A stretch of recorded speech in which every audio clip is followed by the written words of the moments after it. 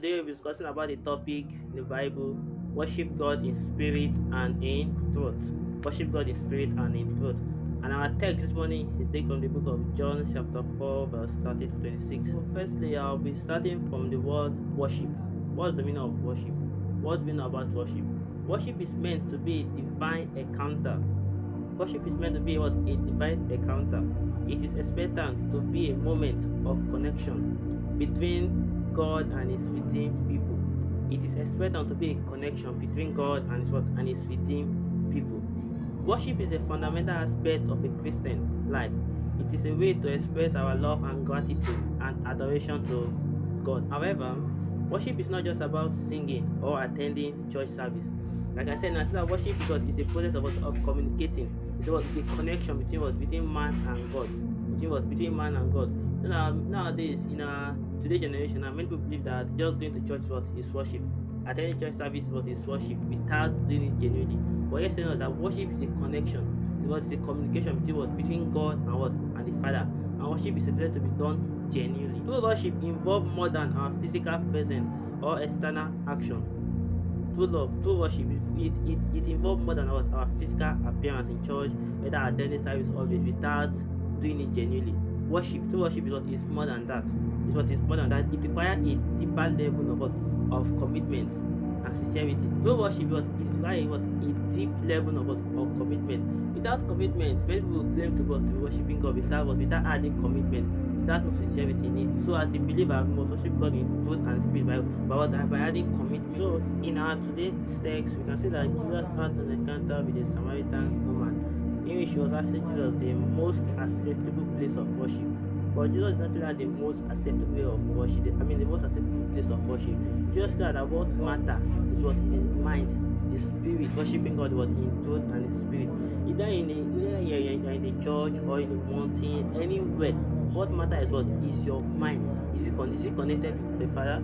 Is it together with the Father? Is it aligned with the purpose of the Father? It's not that you be distracted saying that you are worshiping. A true worship must be a worship that must not be distracted by any means at all. Either you are in the church or in the auditorium or in the mountain, anywhere you find yourself. True worship is all about communicating with the Father without no distraction, worshiping Him in truth and in spirit. You can see the book of John chapter 4 verse 23 to 24. Jesus said, "But the hour is coming, and now is it, when the true worshipper will worship the Father in spirit and in truth. For the Father is seeking such to worship Him. God is spirit, and those who worship Him must worship Him in spirit and in truth." Worshiping in spirit means that our worship must be genuine. Our worship must be genuine. It must also be artful. It must be motivated by a desire to please God. In our aspect of worship, our worship must be in a form that it must please God. We must not worship in a way that it does not please God at all. We must not worship in a way that people will just see us that this one is just doing for showcase or something. Our worship must be worship that must please God at all time. Our worship must please God at all time. Worshiping in truth also means that our worship must be based on the true understanding of God's nature. The true understanding of God's nature.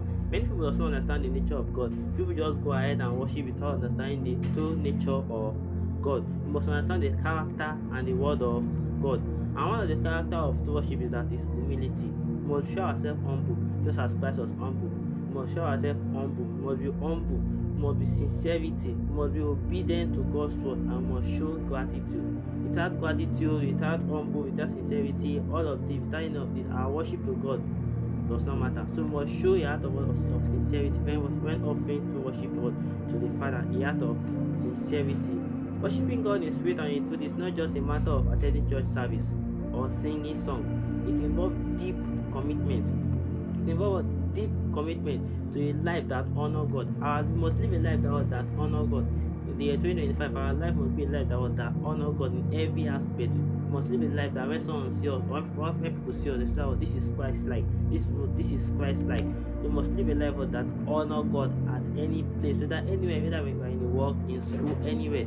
Our life must be a life that honors God, that showcase the life of God enough. We must live as Christ-like. And what are Christ-like? What are the characteristics of Christ? Humility, sincerity, obedience. Those are the characteristics of Christ. So those are the things that I should inherit as the children of God.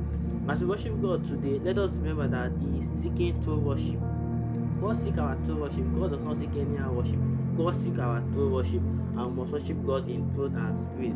So I endeavor all of us to worship God in truth and in spirit, just as how Jesus did and how Jesus explained everything. We must worship God in truth and in spirit. Live a life of humble, a life of obedience, a life that honor God, that show the presence of God, not a life that you just do for people to just see you, just worshiping sake. Worship God in what is truth, and must be committed to our worship.